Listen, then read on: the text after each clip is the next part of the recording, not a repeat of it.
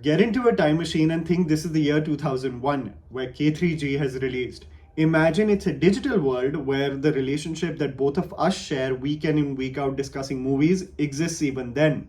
Forget about the context and the impact that this movie has had over decades, and let's get into a deep dive on how we would have critically analyzed this movie if it released today.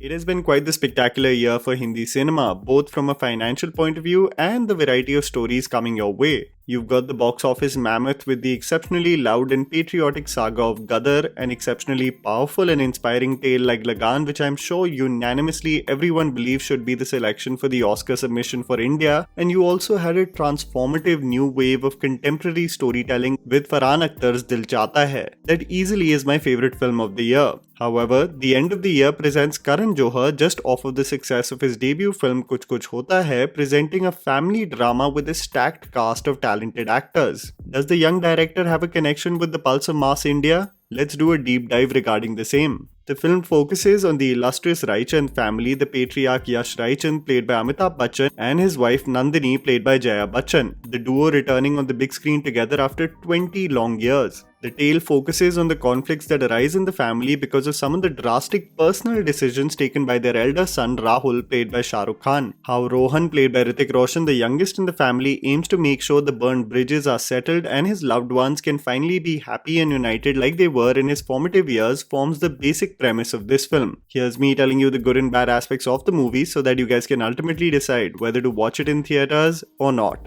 The underwhelming aspects.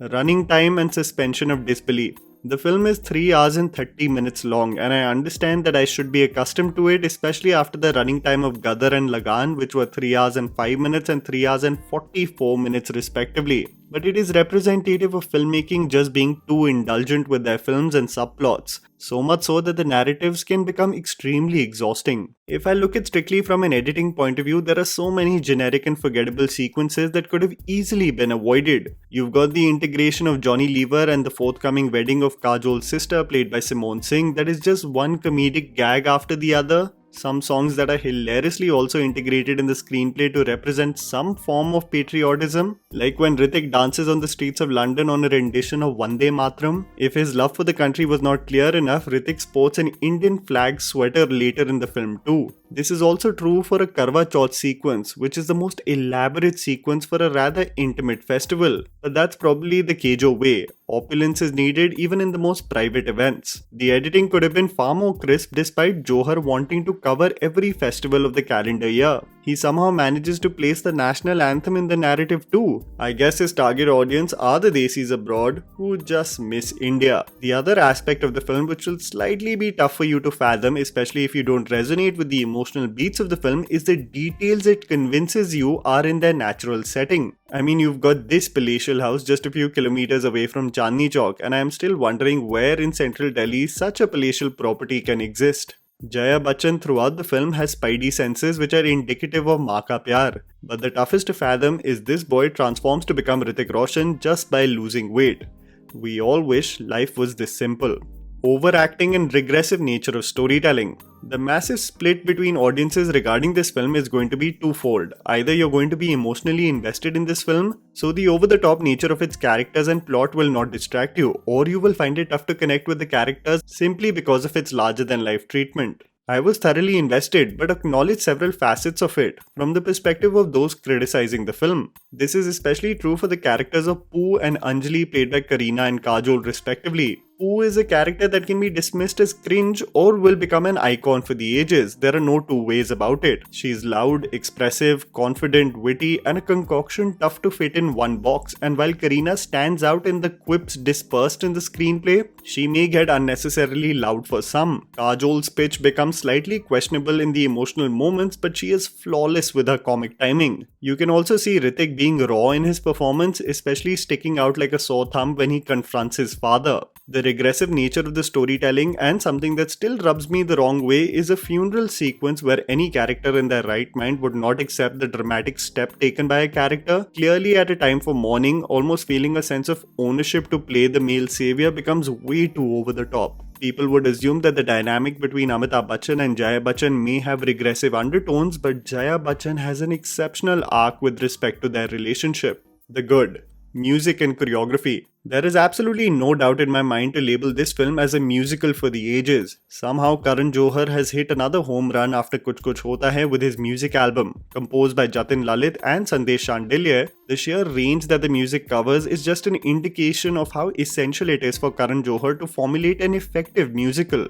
The title track and the alap of Lata Mangeshkar can get you right in the feels, especially as the family dynamic and their conflicts get explored. This track is so effectively utilized that I was absolutely howling as it's used for a moment share between Shah Rukh and Jaya Bachchan. In terms of the peppy dance numbers, you've got Shaba Shaba, where Big B channelizes such energy on the dance floor that it gives SRK a run for his money. You've got You Are My Sonia and Deewana Hai Dekho, where the pair of Hrithik Roshan and Kareena Kapoor absolutely kill it on the dance floor. But let's be honest, Hrithik is an absolute dream from a choreographer's standpoint, and this is especially true for the song Bole Chudiyan. That is so exceptionally staged and formulated, I can imagine it being the staples for sangeets and shadis for decades to come. If you had any doubts that the makers are really milking the most out of the pair of SRK and Kajol, Suraj Hua Madham is the best example to prove that the pair probably has the best chemistry in the current lineup of pairs in Hindi cinema. Their eye contact is magnetic. No wonder people think they're together in real life.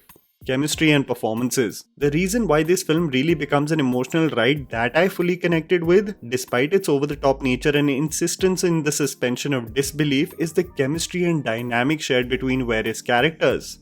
You've got Farida Jalal, who plays the character of Daijan, a caretaker of the family who is basically Rahul and Rohan's godmother, and the moments of maternal instincts that kick in for the character and just the warmth she brings to the role will make anyone break and shed a tear. The underrated quality of the pair of SRK and Kajol, who I just raved about, is that they not only shine in romantic moments, but it is the banter and comedic sequences between them that will leave you in splits, filling in the gaps perfectly like a real married couple who are well versed with each other's personality. There is one sequence, however, as Shah Rukh Khan looks into Kajol's eyes during the courting phase while slowly placing bangles on her wrist that screams of such palpable chemistry that I believe everyone is going to rewatch it to see actors just at their prime. Shah Rukh Khan really comes across as the son of the Bachchan family, looking at Big B constantly for validation and his mother for a warm embrace. It is the moments between them that really break you, as Big B puts a tough exterior at every moment and SRK just fails to break through those barriers. While Hrithik and Kareena do share quirky moments of young love, it is his chemistry with Shah Rukh Khan that becomes the clincher for me.